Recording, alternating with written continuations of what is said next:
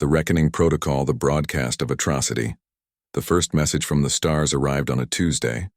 Dr. Sarah remembered that detail with crystalline clarity, even years later. It was 9:47 a.m. Greenwich Mean Time when every screen on Earth, from smartphones to stadium displays, from military command centers to hospital monitors, flickered and died, replaced by a single image, a being of impossible geometry, its form shifting between states of matter as if reality itself couldn't quite contain it. Humans of Earth, the entity spoke, its voice a chorus of dissonant harmonies that bypassed ears entirely and resonated directly in the mind. I am Archon Velmesh, Third Herald of the Valdrin Collective. Your world has been selected for integration into our empire. Sarah had been in her lab at CERN, analyzing quantum fluctuation data, when the broadcast interrupted her work. Around her, colleagues stood frozen, their faces painted with the blue-white light of the alien transmission. You will surrender all military capabilities within 72 hours of your planetary rotation. Velmesh continued. You will provide complete resource surveys of your world and your solar system. You will prepare 60% of your population for labor conscription. These terms are not negotiable. Compliance ensures survival. Defiance ensures correction. The transmission ended as abruptly as it began, leaving 8 billion people in stunned silence. The next 72 hours were chaos given form. The United Earth government convened an emergency session. Military forces across the globe went to maximum alert. Observatories turned their instruments skyward and found what they'd somehow missed. A fleet of 17 vessels in high orbit, each the size of Manhattan, their surfaces absorbing light like wounds in space itself. Commander James Reynolds, decorated veteran of 3 regional conflicts and newly appointed head of Earth's Unified Defense Command, stood before the emergency council with his jaw set like granite. We don't negotiate with terrorists, he said, his voice carrying the weight of military certainty. We've faced down nuclear arsenals, biological weapons, and climate catastrophe. We will not bow to threats from beings who've never set foot on our soil. The council voted. Earth would refuse. Sarah Chen watched the defiant response broadcast from the observation deck of the International Space Station, where she'd been rushed along with other top scientists to begin developing potential defense technologies. She felt pride swell in her chest. Humanity had always been stubborn. It was one of their best qualities. That pride lasted exactly 14 hours. The second transmission came without warning. Every screen flickered to life again, but this time, what they showed made Sarah's blood turn to ice. You have chosen correction, Archon Velmesh intoned, and the image shifted. The Mars colonies, 3 million souls living in pressurized domes, humanity's first true foothold on another world. Sarah could see the Bradbury settlement, its greenhouse domes glittering under the rust-red sky. She could see people going about their lives, unaware they were being watched.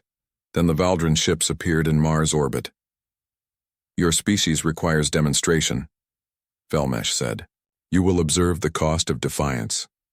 The first dome shattered silently in the vacuum, explosive decompression turning 3,000 people into frozen sculptures in seconds. Sarah heard someone behind her vomit. She couldn't look away. The systematic destruction took 6 hours. 6 hours broadcast live to every device on Earth. 6 hours during which humanity watched, helpless as the Valdrin methodically eliminated every settlement on Mars, every orbital station around Jupiter's moons, every mining outpost in the asteroid belt, every research vessel in the outer solar system, 10 billion people. The entire off-world population of humanity, extinguished like candles in a hurricane. The Valdrin didn't use bombs or lasers or anything humanity recognized as weapons. They used something worse, a technology that seemed to simply unmake matter, reducing structures and bodies alike to their constituent atoms before dispersing them into the void. People didn't die. They ceased to have ever been arranged in the pattern called life. Sarah watched scientists she'd collaborated with for decades simply stop existing. She watched the bright young engineers who'd solved the fusion drive problem vanish into quantum foam. She watched children playing in hydroponics bays on Europa become scattered quarks. The transmission ended with Archon Velmesh's face filling every screen. You have 72 additional hours to comply. The next correction will occur on your primary world. We will begin with your most populous cities. Choose wisely. The screens went dark. For exactly 30 seconds, Earth was silent. 8 billion people holding their collective breath. Then the screaming began. Sarah found Commander Reynolds in the ISS command center, his hands gripping the edge of a console so hard his knuckles had gone white. His eyes were empty, staring at a dark screen that had moments before shown his daughter's face among the crowds in New Seattle Dome on Mars. "James," Sarah said softly. He didn't respond, didn't move. She placed a hand on his shoulder and felt him trembling, the only outward sign of the hurricane inside him. "We have to respond," she said. "The council is convening. They'll want to surrender." "No." His voice was barely a whisper. "James, 10 billion people are dead. If we don't know." He turned to face her, and Sarah recoiled from what she saw in his eyes. It wasn't grief. It wasn't even rage. It was something colder, more absolute. "Do you know what my daughter's last message to me was? 3 days ago, before the first transmission, she told me Mars was going to request full independence from Earth within the decade.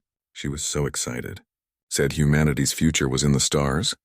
His voice cracked on the last word, but his eyes remained dry and hard as diamonds. "They took that future," he continued. "They broadcast it. They wanted us to watch.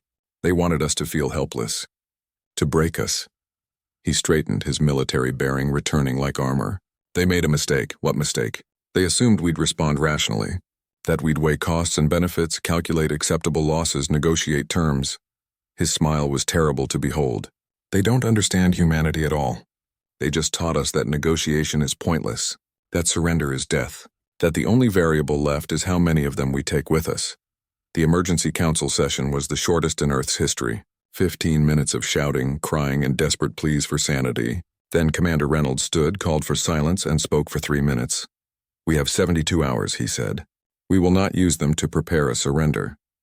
We will use them to prepare Operation Starfall. As of this moment, every military installation, every research facility, every manufacturing center on Earth is hereby converted to a single purpose: the complete and total extinction of the Valdrin Collective and every being that serves them. No prisoners, no negotiations, no mercy. That's genocide," someone shouted. "Yes," Reynolds replied without hesitation. "They started it. We'll finish it. All in favor?" The vote was unanimous. Sarah Chen returned to her lab in a daze. Around her, scientists who had dedicated their lives to peaceful research now bent those brilliant minds toward weaponization.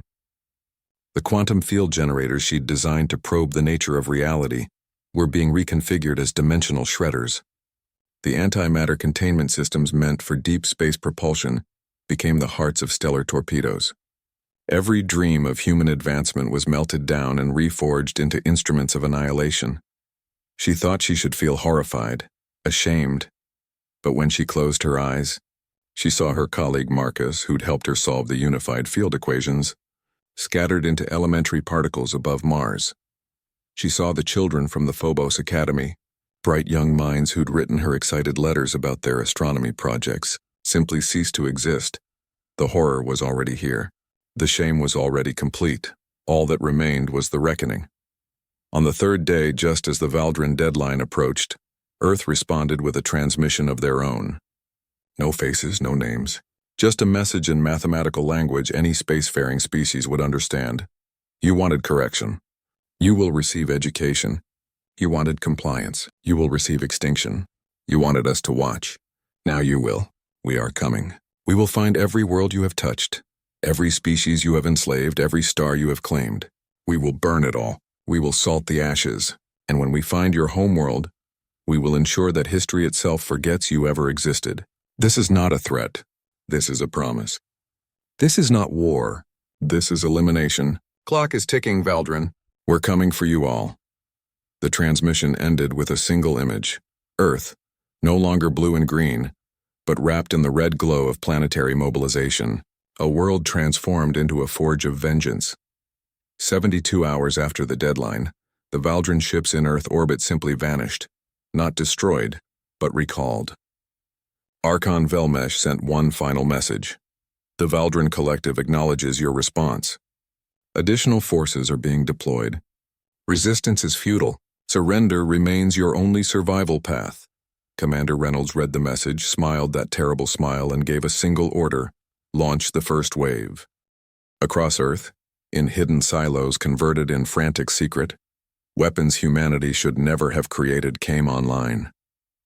Quantum destabilizers that could unravel the fundamental forces holding matter together.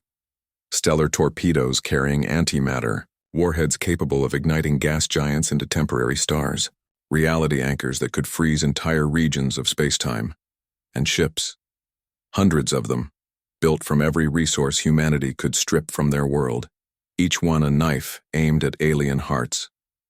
The war had begun, but Sarah Chen, watching the II First Fleet depart from her observation window, knew with terrible certainty that this wasn't a war. Wars ended with treaties and peace. Wars had rules. This was extermination.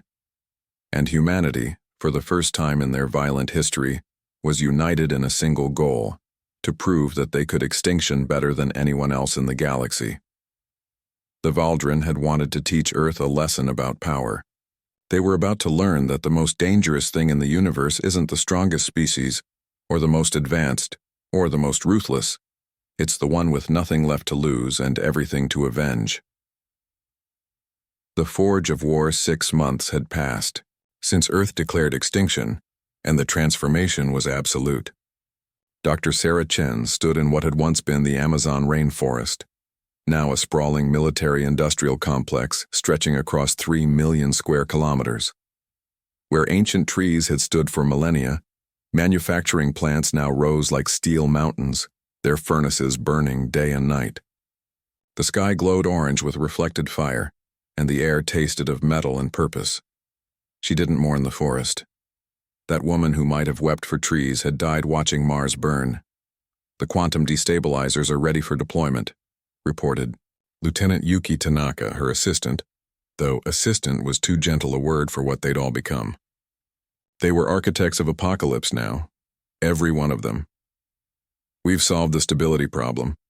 They'll maintain coherence for up to 3 light years before needing recalibration. Sarah nodded, reviewing the data on her tablet. The quantum destabilizers were beautiful in their horror. Devices that could reach into the quantum foam underlying reality and simply turn off the fundamental forces in a targeted area. Strong nuclear force? Gone. Electromagnetic force? Disabled. In the affected zone, atoms couldn't exist. Matter returned to the primordial chaos that preceded the Big Bang. They'd tested one on Mercury last month.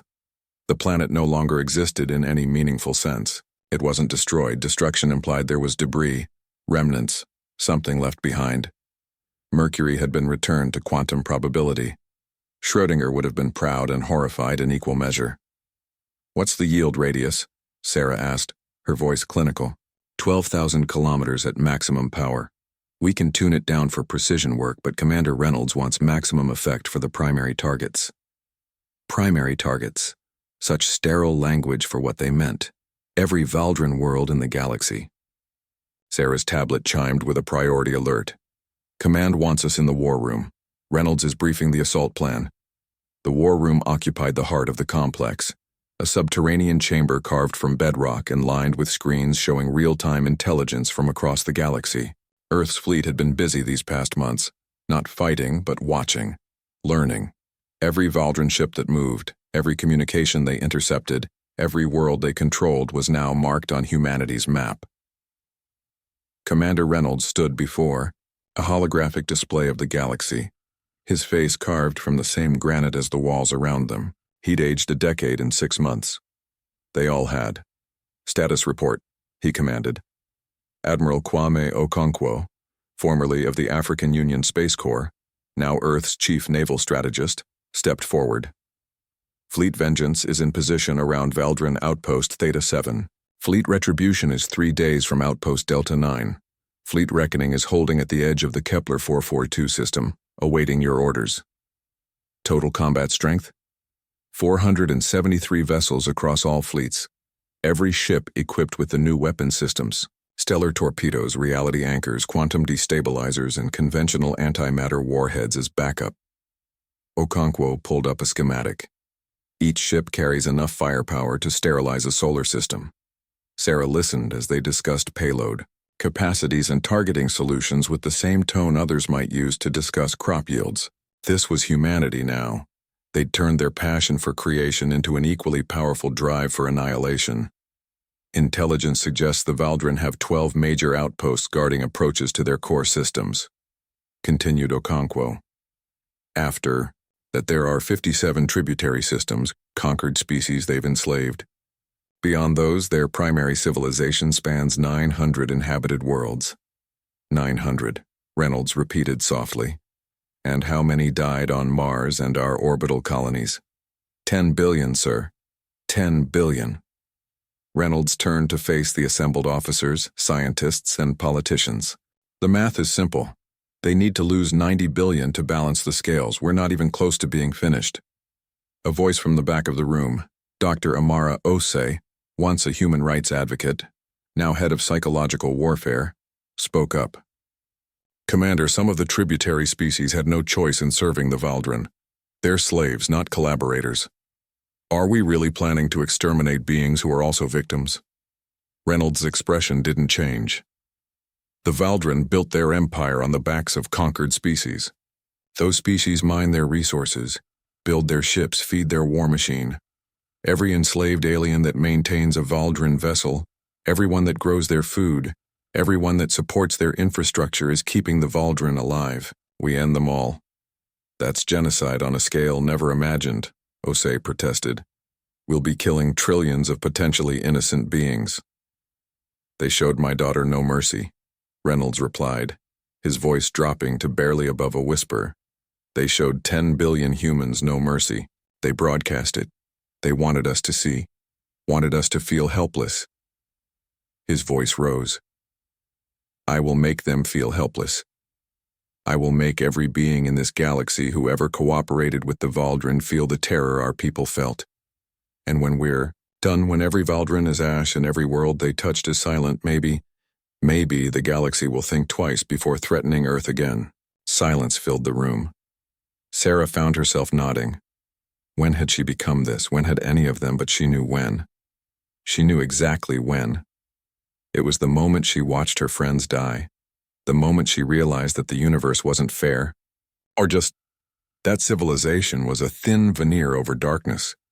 And that sometimes the only response to absolute evil was absolute retaliation. Launch the first strike, Reynolds ordered. All fleets, simultaneous assault. I want every outpost gone within 24 hours. Show them what happens when you give humanity nothing to lose. The assault began at 0600 hours Zulu time. Fleet. Vengeance dropped out of faster-than-light travel at the edge of the Theta 7 system. Their weapons already primed. The Valdrin outpost, a massive orbital station around a gas giant, home to 3 million Valdrin and 15 million enslaved beings from a dozen conquered species, detected them immediately. Captain Maria Alvarez commanded the flagship Nemesis from her bridge, watching the tactical display light up with enemy contacts. Valdrin ships moving to intercept. Count 47 vessels ranging from frigate to battlecruiser class. Fire stellar torpedoes, she ordered. Target their star. The torpedo was humanity's most horrifying creation, a faster-than-light missile, carrying a payload of exotic matter, negative energy that could destabilize a star's fusion cycle. One torpedo could turn a stable sun into a supernova. They fired 3 just to be sure. The torpedoes crossed the system in minutes, passing through the Valdrin defense line before the aliens even understood what they were.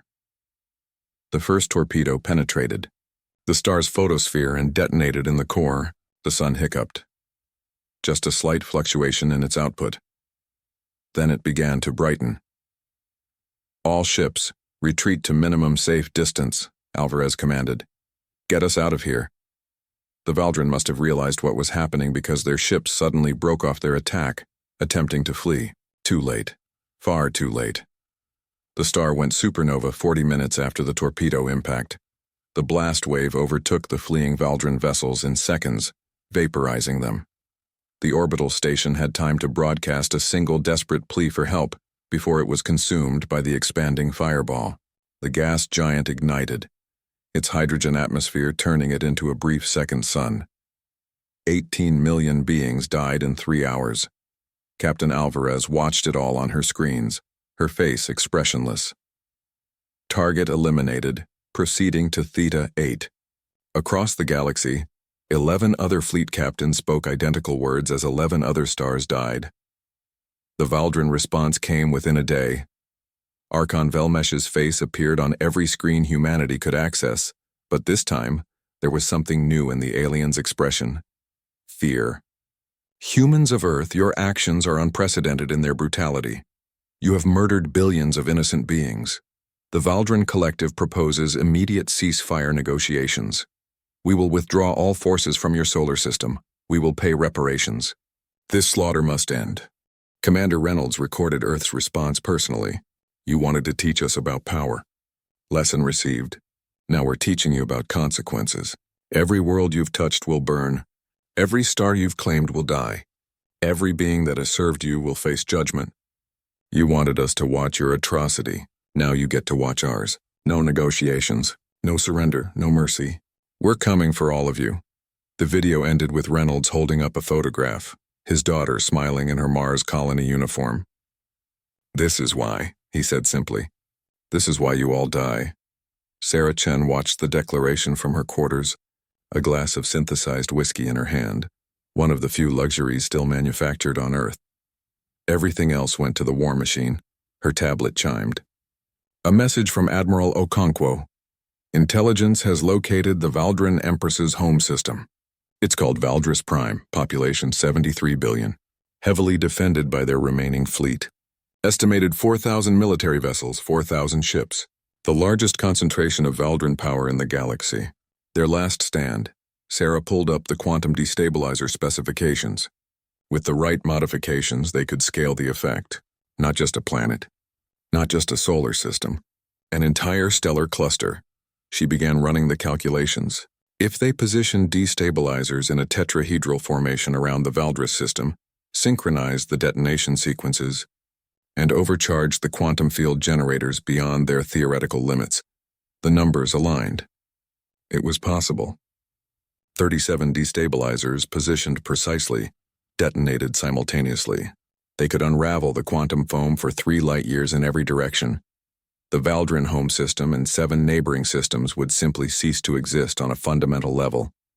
Not destroyed. Unmade.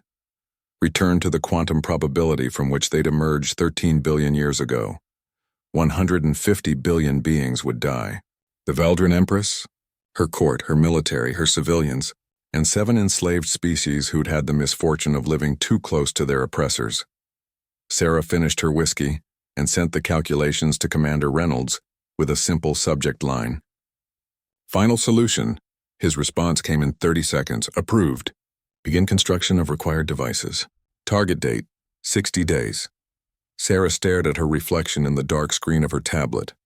The woman looking back at her was a stranger. Hollow-eyed. Hard.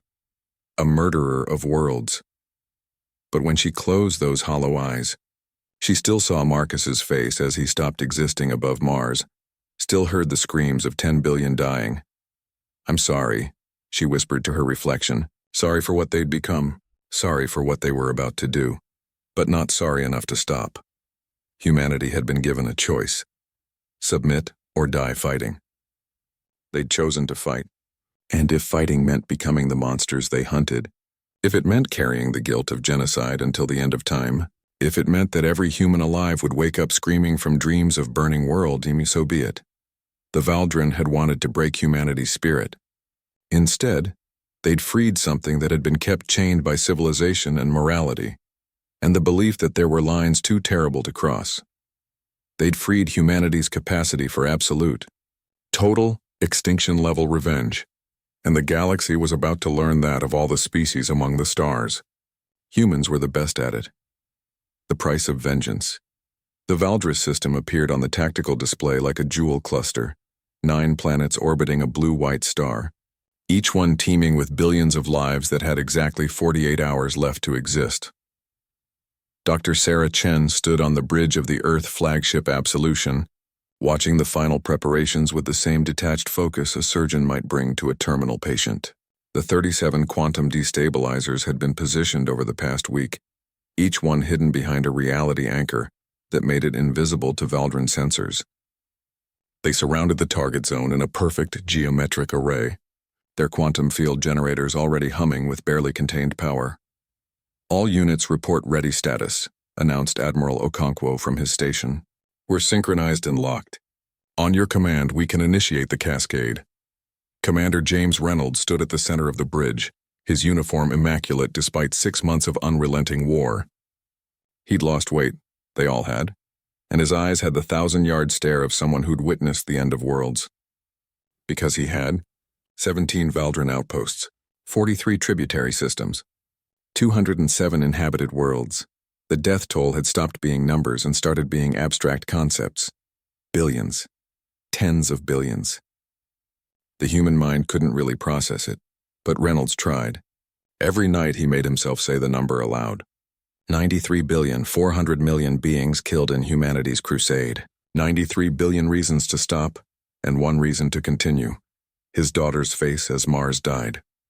"Sir, we're receiving a transmission," reported the communications officer. "It's from the Valdran Empress herself." On screen. The main display shimmered and resolved into the image of a being that somehow managed to look both alien and distinctly regal. The Valdran Empress was smaller than Archon Velmesh had been, her shifting form taking on colors that suggested deep purples and golds. Her multiple appendages moved in patterns that human xenolinguists had determined indicated extreme distress. "Commander Reynolds of Earth," she spoke, her voice translated by captured Valdran technology. "I am Empress Thalara of the Valdran Collective. I come to you not as a conqueror but as a suppliant." Reynolds said nothing. His silence was more eloquent than words. "We underestimated your species," Thalara continued, her form rippling with what might have been fear. "We believed you were like the others, that a show of force would ensure compliance. We were wrong. Catastrophically wrong. We accept full responsibility for our actions." "Continue," Reynolds said flatly. "We offer complete surrender. Total unconditional. We will withdraw from all conquered systems. We will free every enslaved species. We will provide you with all our technology, all our resources, all our knowledge. We will accept any terms, any reparations, any oversight. We will submit to human authority for the next 1,000 generations if that is your price." Her form seemed to shrink. "Please, there are children here. Billions of them. They had no part in what was done to your people. Do not punish the innocent for the crimes of the military." Sarah watched Reynolds' face, saw no change in his expression. But she knew him well enough now to recognize the slight tightening around his eyes. He was thinking about it, considering mercy. Then his hand moved to his jacket pocket and withdrew a small photograph. His daughter. He looked at it for 5 seconds that stretched into eternity. "Dr. Chen," he said quietly, "show the Empress our calculations."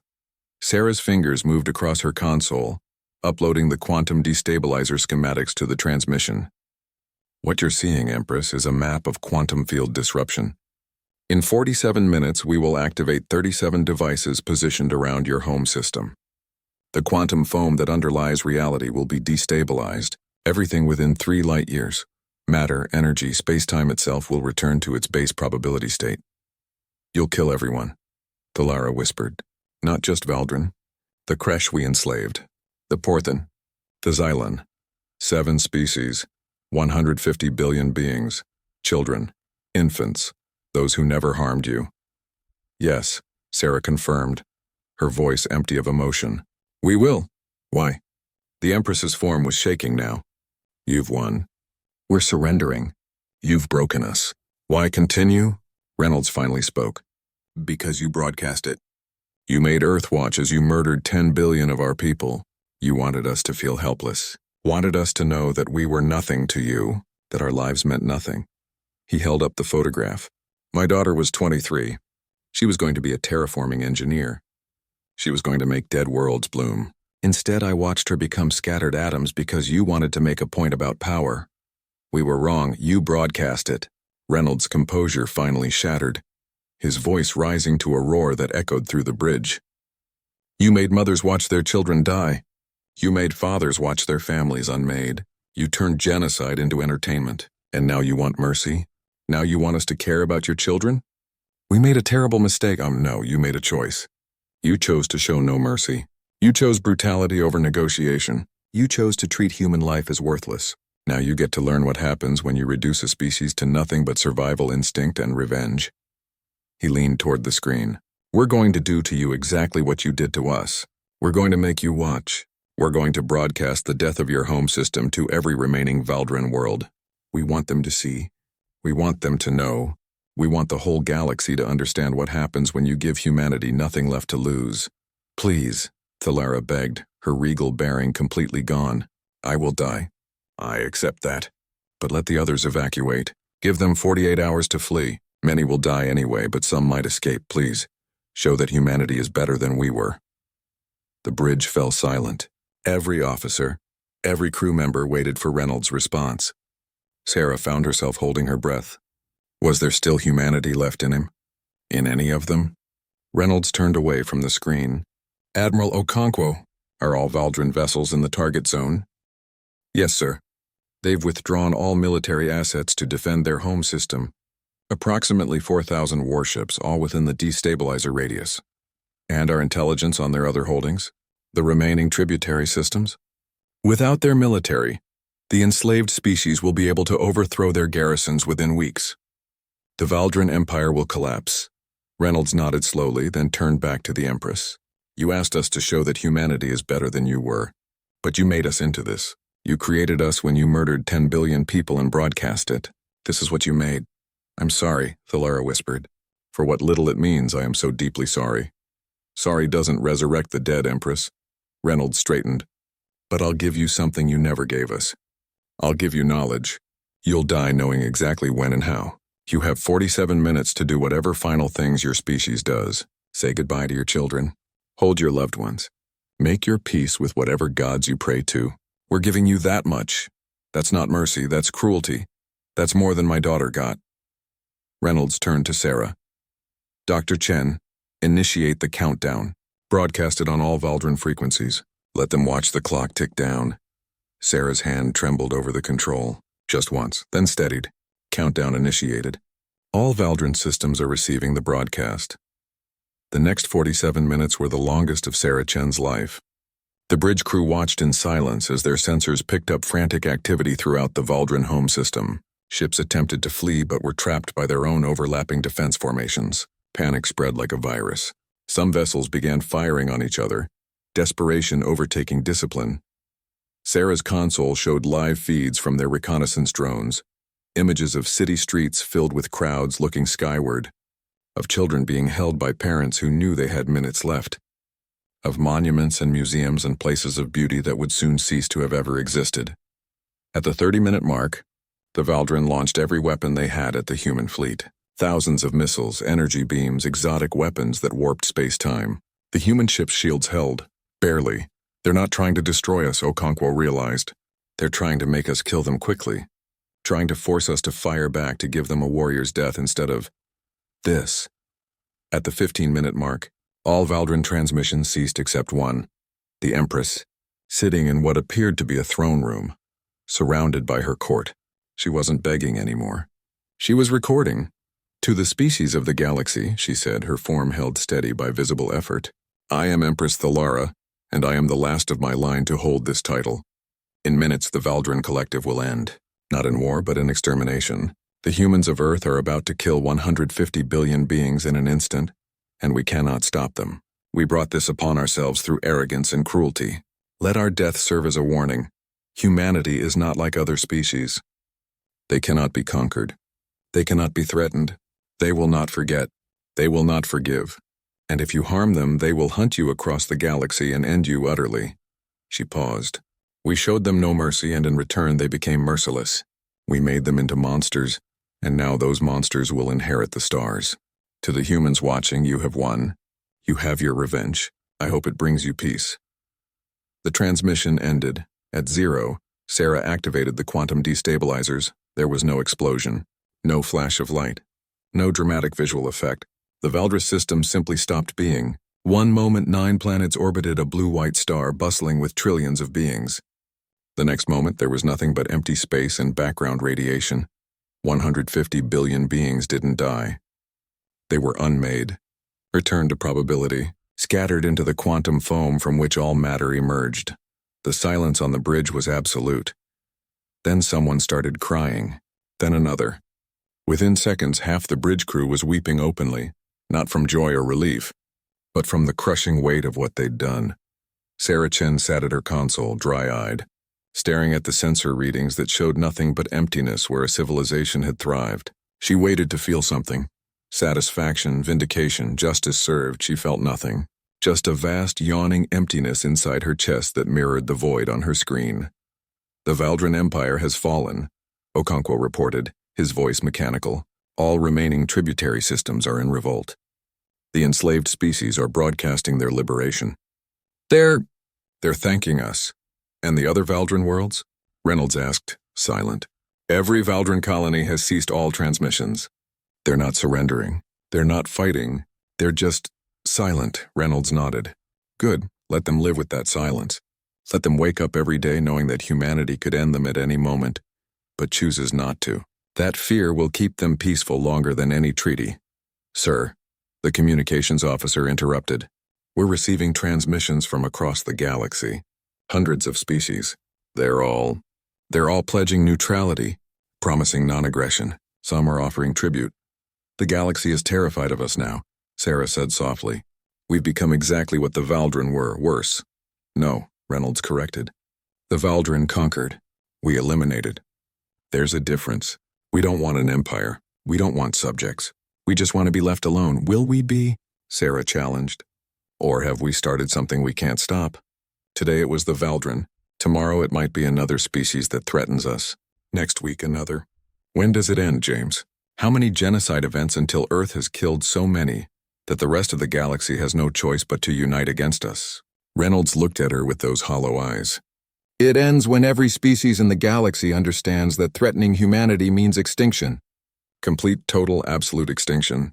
Today we taught that lesson at a cost of 93 billion alien lives and 150 billion more at Valdris Prime. That's 243 billion dead.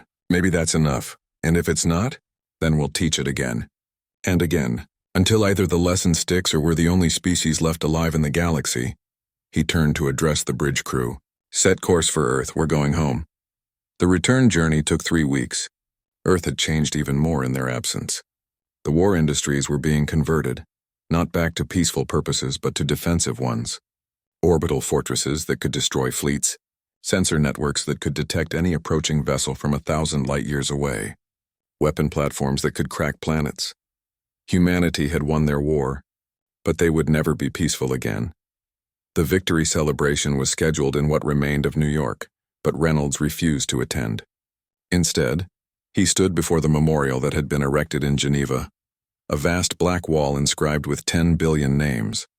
His daughter's name was there, along with Marcus's and thousands of others Sarah had known.